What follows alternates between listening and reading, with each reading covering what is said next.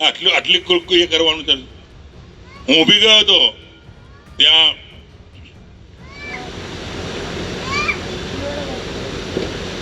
હરણી boat કાંડમાં.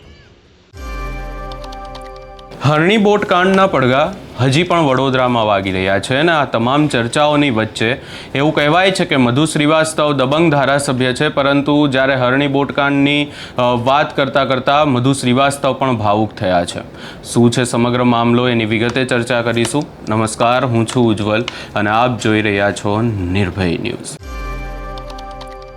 સ્થાનિક સ્વરાજ્યની ચૂંટણીને લઈને હાલ વડોદરામાં એક અલગ જ જંગ જામ્યો છે અને આ તમામ ચર્ચાઓની વચ્ચે સતત ચર્ચાઓ થઈ રહી છે મધુ શ્રીવાસ્તવના જે નિવેદનો સામે આવે છે, તેઓ જે ચેલેન્જ આપે છે, આ તમામ બાબતોને લઈને તો ચર્ચાઓ થઈ રહી છે, પરંતુ હવે વડોદરામાંથી ચાલુ સભામાંથી મધુ શ્રીવાસ્તવના એવા દ્રશ્યો સામે આવ્યા કે જે કદાચ ચર્ચાઓ અનેક જગાવી રહી છે. અને વાત કંઈક એવી છે કે હરણી બોટકાંડને જે ઘટના હતી એ ઘટનાને યાદ કરતાં મધુ શ્રીવાસ્તવ ચાલુ એમની જે સ્પીચ હતી એમાં ભાવુક થયા છે અને હરણી બોટકાંડને લઈ અને તેમના દ્વારા શું કહેવામાં આવ્યું છે એ સાંભળી લઈએ.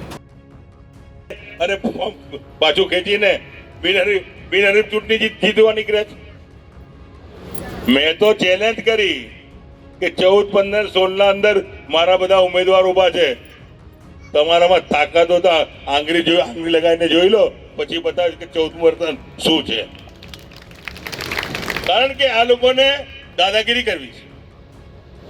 સત્તા એમની, પોલીસ તંત્ર એમના સાથે, સરકારી તંત્ર એમના સાથે, દાદાગીરી કરીને આ કામ કરવું. જ્યારે અમે એગ્રોના ચેરમેન બન્યા એવી રીતે મારી દીકરી નીલમ શ્રીવાસ્તવે કીધું કે એગ્રોના ચેરમેન બન્યો તો હું, ને એગ્રોના ચેરમેનના દરમિયાનના અંદર જે કરોડોનું કૌભાંડ પકડ્યું, અને કરોડના કૌભાંડના અંદર આજે 16, 25, 26 વર્ષથી ભારતીય જનતા પાર્ટી ગુજરાત પર રાજ કરી રહી છે, કોર્પોરેશનમાં રાજ કરી રહી છે. આપ કોઈ બી જઈ સાંભળ્યું હોય કોઈ એમડી સસ્પેન્ડ થયો હોય, અને એગ્રોના ચેરમેન થઈને મેં એમડી ને સસ્પેન્ડ કર્યા. ગુજરાતનો રેકોર્ડ છે. આ પ્રમાણે આ તો રાષ્ટ્રીય લેવલની વાત છે. આ નીચી વાત તો કોર્પોરેશનની છે. કોર્પોરેશનનું કામ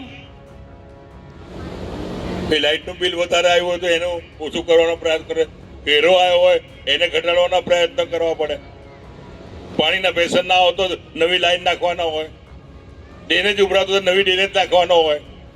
આ કોર્પોરેશનની લોકો ચૂંટાયેલા પ્રતિનિધિનું કામ કરવાની નીતિ છે. પણ આજેની સમયના અંદર કાલે પેલા ભાઈ બોલતા કે ભાઈ આ ધરતી સોસાયટી મારી છે, આ મારું, હું અહીંનો રક્ષક છું. લા ભાઈ, તને હરાવનાર બી હું અને જીતનાર બી હું છું. શોર્ટમાં સમજવાનું છે કોના માટે કહી રહ્યો છું કે જેને હરાઈ નાખ્યો મેં, જેને જીતાવી નાખ્યો મારા છોકરાને જોડે રહીને એને, અને એ વ્યક્તિ આવું કે તમે બી વર્ષોથી અહીં રહો છો, હું બી 40 વર્ષથી પ્રભાત સોસાયટી વાઘોડિયા રોડ પર રહું છું. કોઈ મંદિર બાકી નહીં હોય કે જ્યાં કોઈ બી આયા હશે, કોઈ ફંડ બી આપવાનો હશે તો મારા દીકરાએ આપ્યો હશે ત્યાં મેં આપ્યો છે. અને કોઈના બી કામ કરાયા હોય જીવનના અંદર, કોઈના બી કામ કરાયા હોય, નોકરીનું કામ હોય, વિકાસના કામો હોય, કે ચાહે પોલીસ તંત્રનું કામ હોય, કોઈ બી કામ હશે ચોક્કસપણે તરત કીધું હશે કે ભાઈ લાય મોબાઈલ નંબર લાવ્યો છે કે અધિકારીનું નામ લાય, તાત્કાલિક જ સારવાર કરીને કામ કરવાનો પ્રયાસ કર્યા છે.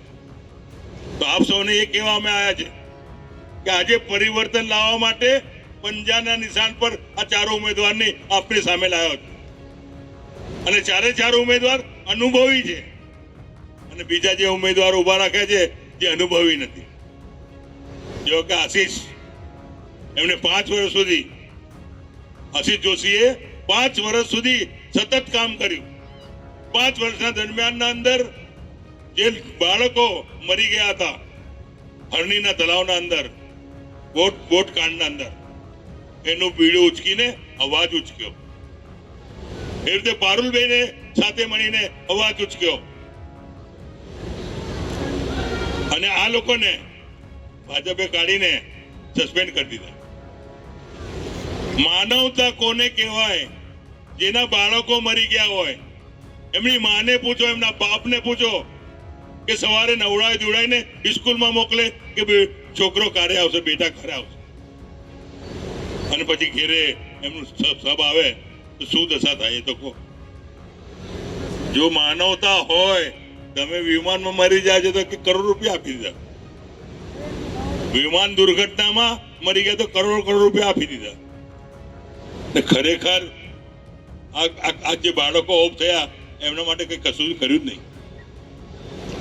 મને તો પરમ દિવસે એમની માએ ભાષણ કર્યું મંચ પર તો લાગ્યું મને મનમાં કે સાલું આટલી એ કરવાનું છે.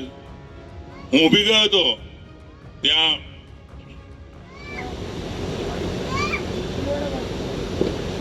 હરણી બોટ ઘાટમાં, તો ત્યાં એક બેન આવી ગયા ફટાફટ ને મને કહેવા લાગ્યા, તમે શું કરશો, શું કરવાનું છે? બેન, હું તો આવડે જ આવ્યો છું, જોઉં છું શું પરિસ્થિતિ છે.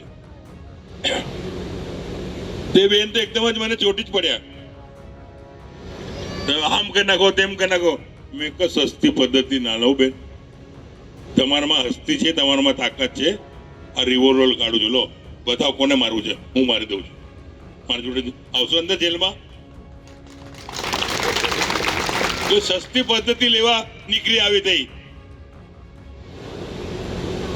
મેં બી કીધું કે ગોળી મારી દઈએ. આવા કાંડના અંદર કોઈ ઉપયોગ ના કરતો હોય, ખરેખર આવી રીતે કર્યું છે તો માનવતાની દ્રષ્ટિએ ખરેખર બધાએ સાથમાં આપવું જોઈએ.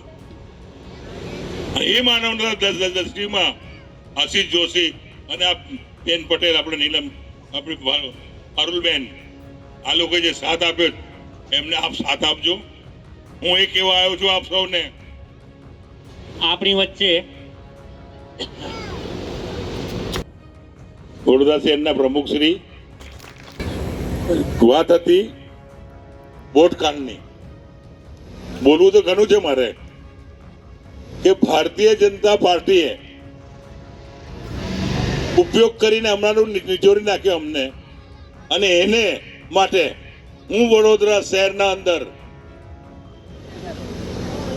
કોંગ્રેસના ઉમેદવારને 14, 15 ને 16 તને તનના અંદર જાહેર સભા કરીશ. જાહેર સભા કરીને તને તન પેનલ લાવીશ અને તને તન પેનલનો આખો પરચાવો પડશે વડોદરા શહેરની બધી જગ્યા પર. ત્યાં બી કોંગ્રેસ મેજોરિટીમાં આવે એવા પ્લાનિંગ કરીશું. આવો મોકો મળે નહીં. પરિવર્તન લાવવો જરૂર છે. પરિવર્તન એટલે માટે લાવવાનું છે, અભિમાન એટલો ચડી ગયો છે, એટલો બધો અભિમાન કે ચૂંટાયા પછી 5 વર્ષમાં જ આવવાનું. ભાજપનું સિમ્બોલ મળી ગયો એટલે ચૂંટાઈ ગયા, ચૂંટાયા પછી દેખાડવું જ નહીં.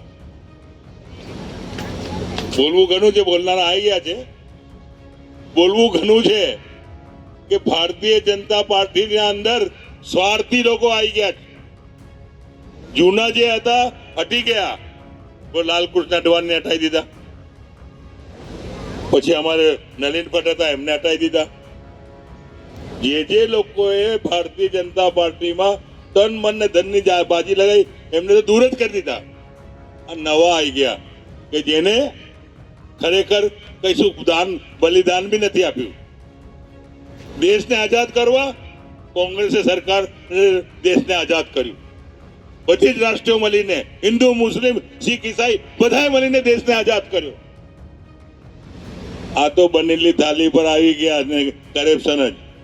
ખાલી 5 જ વેપારીઓને ધંધો આપવાનો. રિલાયન્સ છે, પછી 4-5 મોટા છે એ લોકોને જે વિકાસના કામો આલવાનો. એરપોર્ટ બી વેચી દો. કોર્પોરેશન ને કોન્ટ્રાક્ટ પદ્ધતિ પર કરી દો. આ ભારતીય જનતા પાર્ટીએ નક્કર કરપ્શન કર્યું છે. હું તો રહ્યો છું ભારતીય જનતા પાર્ટીમાં 30 વર્ષ સુધી. 30 વર્ષના દરમિયાન અંદર ભારતીય જનતા પાર્ટીએ કઈ ટકાવારી લીધી, કઈ કરપ્શન કર્યું એ મારા હૃદયમાં લખેલું છે. તો જાગો ને પરિવર્તન લાવો. કોંગ્રેસને લાવ અને પરિવર્તન લાવો. કોંગ્રેસ આવશે તો આપણે વિકાસ કરશે. પહેલાના સમયની દરમિયાન આ સમય માત્ર ને માત્ર મધુ શ્રીવાસ્તવ નહીં, પરંતુ એમની સભામાં પણ જે લોકો આવી રહ્યા છે એ લોકો પણ જે હરણી બોટ કાંડ છે એને લઈ અને ભાવુક થઈ રહ્યા છે. મધુ શ્રીવાસ્તવે તો એટલા સુધી કહી દીધું કે જ્યારે વિમાનની દુર્ઘટના ઘટે છે અને લોકોની જે મૃત્યુ થાય છે એમાં તરત જે છે મોટા મોટા લોકોને રાહત આપવામાં આવે છે, પૈસા આપવામાં આવે છે, અને હરણી બોટ કાંડ થયો હજી સુધી એ વિસ્તારના લોકોને ક્યાંક ને ક્યાંક વેદના છે. એમની સભામાં આવીને લોકો વેદના પોતાની જણાવી રહ્યા છે, પરંતુ હજી સુધી તંત્ર ક્યાંક ને ક્યાંક આ લોકોની વહારે નથી આવતું એવી પણ વાત કરવામાં આવી છે. હવે આજે આખું મધુ શ્રીવાસ્તવનું નિવેદન સામે આવ્યું છે, એને લઈ તમારો શું અભિપ્રાય છે એ અમને કમેન્ટ કરી જરૂર જણાવશો ને અમારી ચેનલ નિર્ભય ન્યૂઝને લાઇક, શેર, સબસ્ક્રાઇબ કરવાનું ભૂલશો નહીં.